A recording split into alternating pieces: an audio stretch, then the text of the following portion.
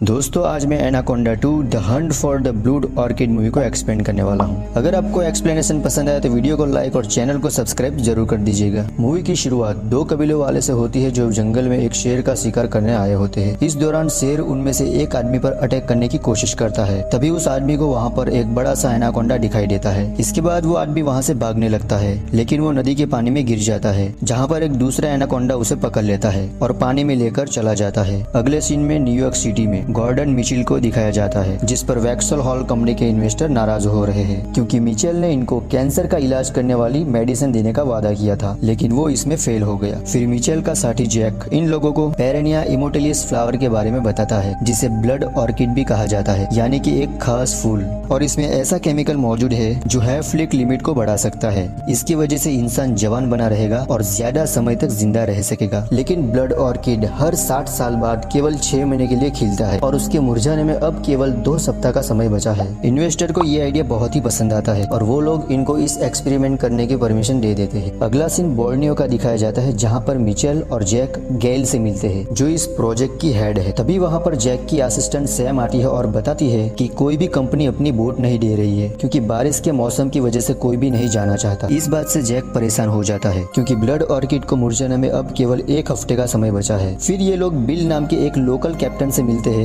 जो इस सिचुएशन में भी इनको वहां तक लेके जा सकता है, लेकिन इसके बदले में वो $50,000 मांगता है। गेल के पास इसके अलावा कोई भी ऑप्शन नहीं था, इसीलिए वो उसकी बात मान जाती है। फिर ये लोग बिल की बोट के पास जाते हैं, जिसकी कंडीशन थोड़ी खराब लग रही थी। कुछ ही समय में वहाँ कोल और बैन भी आ जाते हैं, जो इस रिसर्च वाली टीम का हिस्सा है, और ये लोग अपनी जर्नी पर निकल जाते हैं, जहाँ ट्रेन इस बोट को चला रहा होता है। फिर जैक बिल को मैप पर उस लोकेशन को दिखाता है जहाँ पर इनको जाना है। इस मौसम में नदी के पानी का लेवल बढ़ गया था, फिर भी बिल इनको वहाँ पर ले जाने का प्रॉमिस करता है। इसके बाद गेल केबिन में अपना सामान रखने जाती है, जहाँ पर एक छोटा सा मंकी उस पे कूद जाता है और वो चिल्लाते हुए बाहर आ जाती है। फिर बिल उस मंकी को बाहर लाता है और बताता है कि इसका नाम कॉन्ग है और इसी बोट पे रहता है। जब रात को सभी लोग डिनर कर रहे होते हैं तो कॉन्ग वहाँ पर केला लेने की कोशिश करता है और बिल उसे देख लेता है और वहाँ से जाने के लिए कहता है। फिर कॉन्ग बोट के ऊपर आ जाता है और किसी जंगली फल को तोड़ने लगता है, लेकिन वो उसी जगह लटका रह जाता है और बोट आगे निकल जाती है। इसके बाद कॉन्ग जल्दी से फल को तोड़ता है और जंगल में नदी के किनारे से बोट को फॉलो करने लगता है। तभी वहाँ पर एक एनाकोंडा उसके पीछे आने लगता है। उसे देखकर कॉन्ग भागता है और एक खोखले पेड़ के अंदर छुप जाता है, लेकिन एनाकोंडा उसे वहाँ पे भी खोज लेता है। इसके बाद कॉन्ग पेड़ के ऊपर छुपने की कोशिश करने लगता है। सुबह में बिल को कॉन्ग नजर नहीं आता। इसके बाद वो उसे पूरे बोट पे खोजता है। इसी बीच गेल रेडियो सिग्नल के लिए बोट के किनारे चली जाती है और गलती से नदी में गिर जाती है। इसके बाद बिल गेल की तरफ एक लकड़ी को बढ़ाता है। गेल वहाँ पर पहुँचने वाली होती है, तभी एक मगरमच्छ उस पे हमला कर देता है। ये देखकर बिल तुरंत ही नदी में कूद जाता है और गेल को वहाँ से बाहर निकाल देता है, लेकिन मगरमच्छ अब उस पे हमला करने लगता है। इसके बाद बिल अपने चाकू से उसके सर पर कई बार हमला करता है और उसे मार देता है। बिल के इस कारनामे से सभी लोग हैरान हो जाते हैं। जब ये लोग अपनी बोट लेकर जाने लगते हैं, तभी मगरमच्छ की डेड बॉडी को कोई चीज पानी में खींच लेती है। अब कुछ समय के लिए ये लोग एक जगह पर रुकते हैं और बिल पूछता है कि तुम लोगों के लिए ये फूल इतना कीमती क्यों है। उसके बाद मिचेल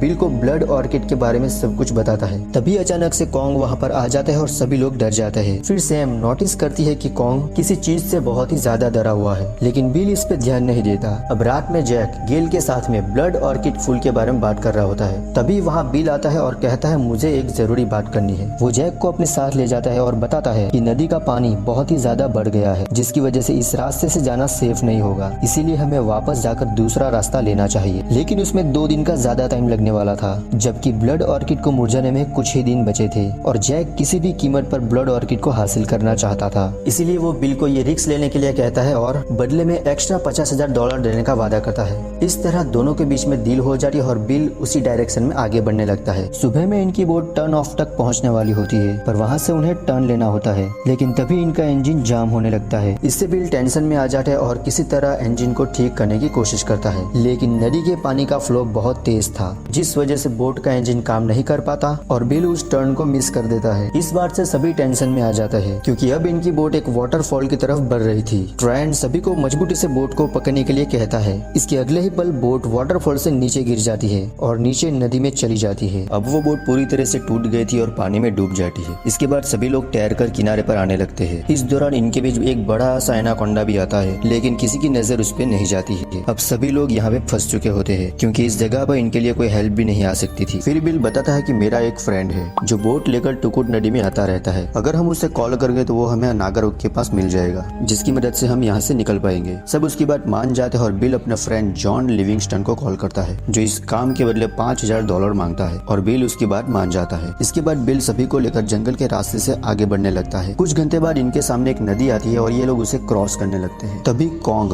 पानी के अंदर एनाकोंडा को देखता है और चीखने लगता है, लेकिन बिल उसकी बात नहीं समझ पाता। तभी अचानक से कोई चीज बैन को नीचे खींच लेती है। इसे देखकर सब घबरा जाते हैं। इसके बाद बैन की बॉडी पानी से बाहर आती है। इस पर किसी चीज ने हमला किया था, लेकिन किसी को कुछ समझ में आने से पहले एनाकोंडा उसके सर को पकड़ लेता है और अपने साथ लेकर चला जाता है। ये देखकर सभी लोगों की हालत खराब हो जाती है। सब लोग काफी डर चुके होते हैं। बिल बताता है कि वो एनाकोंडा था और मैंने आज तक जितने भी एनाकोंडा को देखा है ये उसमें से सबसे ज्यादा बड़ा था। बिल आगे बताता है कि एनाकोंडा टेरिटोरियल होते हैं, यानी कि वो एक विशेष एरिया में रहते हैं और वो हमारा पीछा नहीं करेगा। और वैसे भी अब उसका पेट भर चुका होगा और इसे डाइजेस्ट होने में लगभग 1 हफ्ता लगेगा। गेल डिसाइड करते हैं कि बोट मिल जाने के बाद वो लोग वापस चले जाएंगे, लेकिन शायद जैक को बैन की मौत का कोई अफसोस नहीं था। वो अभी भी ब्लड ऑर्किड को खोजना चाहता था। इस बात से उसके और गेल के बीच में बहस होने लगती है। फिर सैम कहती है कि सबसे पहले हमें बोट खोजनी है, इसके बाद हम इसके बारे में डिसाइड करेंगे। फिर सभी लोग यहाँ से आगे की तरफ बढ़ने लगते हैं। रास्ते में बिल सैम को बता देता है कि जैक ने उसे इस खतरनाक रास्ते से जाने के लिए कहा था और बदले में एक्स्ट्रा $50,000 देने का वादा किया था। तभी कोल्ड की बॉडी में बहुत सारे जंगली कीड़े चिपक जाते हैं और उसका खून चूसने लगते हैं। उसके बाद बिल लाइटर की मदद से उस कीड़े को वहाँ से हटाता है। उसके बाद मिचेल जैसा ही अपना जूता पहनने जाता है, ट्रेन उसे रोकता है और उसके जूते को चेक करता है। इसके अंदर एक स्टोन स्पाइडर छुपा था। ट्रेन बताता है कि इसके काटने से आदमी 2 दिन के लिए पैरालाइज हो जाता है। तभी जैक स्टोन स्पाइडर को एक जार में बंद कर लेता है और अपने पास रख लेता है, क्योंकि वो इस पर कुछ रिसर्च करना चाहता था। दूसरी तरफ जॉन अपनी बोट लेकर आ रहा होता है। तभी उसकी बोट से कोई चीज टकराती है। उसके बाद जॉन वहाँ पानी के अंदर देखने लगता है। तभी उसे एक बड़ा सा एनाकोंडा नजर आता है। जॉन उसका सामना करने के लिए अपनी गन लेने जाता है, लेकिन इससे पहले ही एनाकोंडा उसे पकड़ लेता है और गलती से बोट फुल स्पीड में हो जाती है। इसकी वजह से बोट चट्टान से टकराकर ब्लास्ट हो जाती है। बिल सभी को लेकर यहाँ पे पहुँचने वाला होता है और ये सब देखकर वो घबरा जाते हैं, क्योंकि जॉन की बोट उनकी आखिरी उम्मीद थी, लेकिन अब वो भी डिस्ट्रॉय हो गई। अब इसके बाद बिल सभी को जॉन का फोन ढूंढने के लिए कहता है, जिसकी मदद से ये लोग हेल्प बुला सकते हैं, लेकिन किसी को भी जॉन का फोन नहीं मिलता। तब क्रैन इनको यहाँ के लोकल कबीलों के बारे में बताता है, जो यही कुछ दूरी पर नदी के किनारे पे रहते हैं और ये लोग उनसे बोट लेकर यहाँ से निकल सकते हैं। इसके बाद सब नदी के किनारे से होकर आगे बढ़ने लगते हैं। तभी अचानक से जॉन की डेड बॉडी इनके सामने आ जाती है और बिल समझ जाता है कि ये काम दूसरे एनाकोंडा का है। इस बात से सभी लोग बिल पे गुस्सा होने लगते हैं, क्योंकि उसने कहा था कि एनाकोंडा एक विशेष एरिया में, यानी कि अपने ही एरिया में रहता है, जबकि यहाँ और भी एनाकोंडा है। फिर बिल बताता है कि ये उनका मीटिंग सीजन है, यानी कि नर और मादा का मिलन टाइम,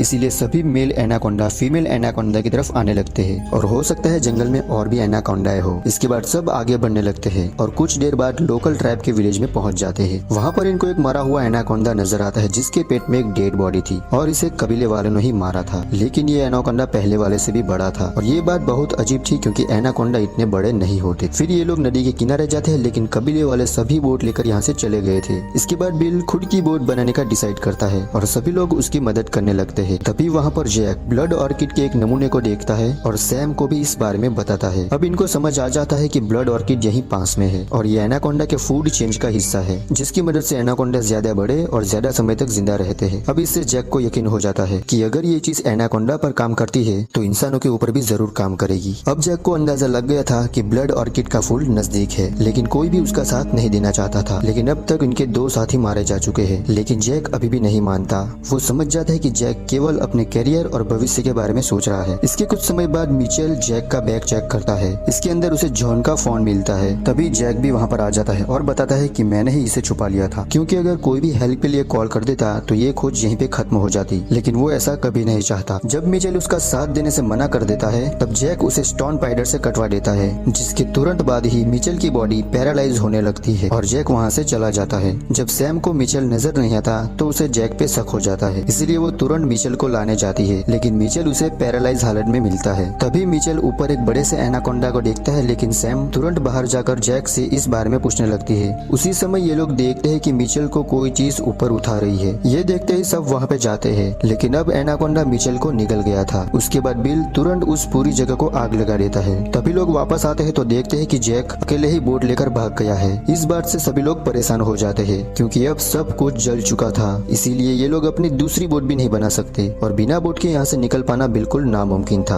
अब सैम सैम जैक को दूसरी साइड से घेरने का प्लान बनाते हैं, यानी कि रोकने का प्लान बनाती है और सब जंगल के रास्ते से आगे बढ़ने लगते हैं। लेकिन इन्हें जंगल में एनाकोंडा होने का एहसास होता है। इसके बाद सब भागने लगते हैं, लेकिन इसी बीच ये लोग एक गड्ढे में गिर जाते हैं जहाँ चारों तरफ अंधेरा था। फिर सब बाहर निकल के रास्ता खोजने लगते हैं। तभी कोल्ड की लाइट पानी में गिर जाती है और उसे निकालने के चक्कर में वो ग्रुप से अलग हो जाता है। उसके बाद वो आवाज लगाते हुए उनके तरफ जाने लगता है। तभी उसे अपने चारों तरफ डेड बॉडी नजर आती है और वो बहुत ही ज्यादा घबरा जाता है। लेकिन तभी उसे लेने ट्रेन वहाँ आ जाता है। इसके बाद दोनों साथ में आगे बढ़ने लगते हैं, लेकिन इसी बीच ट्रेन एक हॉल में गिरकर नीचे चला जाता है। वो ऊपर आने के लिए रास्ता खोजने लगता है। उसी समय एनाकोंडा आकर उसे मार डालता है। कुछ समय बाद बिल उसे खोजने जाता है, लेकिन उसे वहाँ पर केवल ब्लड और टॉर्च नजर आती है। ये देखकर बिल तुरंत गेल और सैम के पास वापस आ जाता है। अब सैम ने वहाँ से बाहर निकलने का रास्ता खोज लिया था और तीनों तुरंत ही बाहर निकल जाते हैं। तभी कोल्ड भी वहाँ आ जाता है, लेकिन उसके पीछे एनाकोंडा पड़ा हुआ था, पर किसी तरह बिल उसे तुरंत बाहर खींच लेता है। अब एनाकोंडा बाहर आकर हमला करने ही वाला होता है। तभी सैम एक बड़े से चाकू से उसकी गर्दन काट देती है और वो एनाकोंडा वहीं मारा जाता है। सैम के इस कारनामे से कोल्ड बहुत ही ज्यादा एक्साइटेड हो जाता है, लेकिन उसी समय पीछे से एक दूसरा एनाकोंडा उसे लेकर चला जाता है। ये देखकर बिल उसे तुरंत फॉलो करता है। अब एनाकोंडा उसे खाने ही वाला होता है। तभी बिल उसके सर में चाकू मार देता है, जिसकी वजह से एनाकोंडा मर जाता है और वो कोल्ड को छोड़ देता है।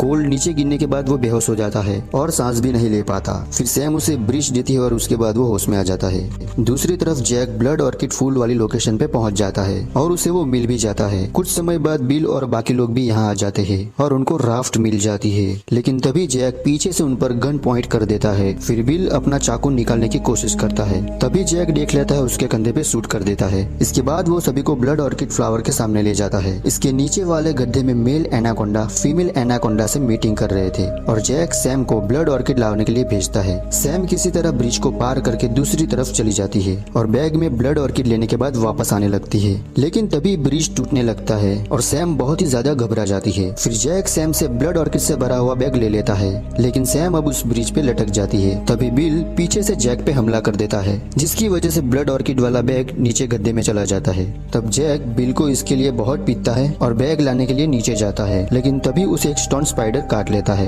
इसकी वजह से जैक पैरालाइज होने लगता है। ये देखकर बिल उसकी मदद करने के लिए जाता है, लेकिन जैक का हाथ वहाँ तक नहीं पहुँच पाता और वो नीचे एनाकोंडा के बीच गिर जाता है। वहाँ दूसरी तरफ गैल और कोल्ड भी सैम की मदद करने के लिए कोशिश करते हैं। तभी सैम नीचे गिरने वाली होती है, लेकिन उसका पैर एक जगह फंस गया था। अब अगले ही पल वो ब्रिज टूट जाता है और सैम भी एनाकोंडा के बीच चली जाती है। इसके बाद एनाकोंडा जैक पे हमला करना शुरू कर देते हैं और सैम मौका देखकर किसी तरह बाहर निकल आती है, लेकिन एक फीमेल एनाकोंडा उसे देख लेती है। वो ऊपर आ जाती है। तब गेल उसे ट्रीट करती है और उसके मुंह के अंदर फ्यूल वाला कंटेनर डाल देती है। फिर बिल उसे शूट करने जाता है, लेकिन गन में बुलेट नहीं होती। अब फीमेल एनाकोंडा अटैक करने वाली होती है। तभी कोल्ड उसके मुंह के अंदर एक फ्लेयर फायर कर देता है, जिसकी वजह से फीमेल एनाकोंडा के अंदर आग लग जाती है और वो जैसे ही नीचे गिरती है वहाँ पर एक ब्लास्ट होता है, जिसमें सभी के सभी एनाकोंडाज मारे जाते हैं और पूरा ब्लड ऑर्किड उसमें डिस्ट्रॉय हो जाता है। ये देखकर बिल, सैम, गेल और कोल्ड चारों खुश हो जाते हैं। इसके बाद वो राफ्ट लेते हैं और चारों यहाँ से चले जाते हैं और इसी के साथ ये मूवी यहाँ पे खत्म हो जाती है। तो दोस्तों, अगर ये मूवी की एक्सप्लेनेशन आपको पसंद आए तो वीडियो को लाइक और चैनल को सब्सक्राइब जरूर कर दीजिए। बाकी मैं मिलूंगा आपसे न्यू वीडियो में।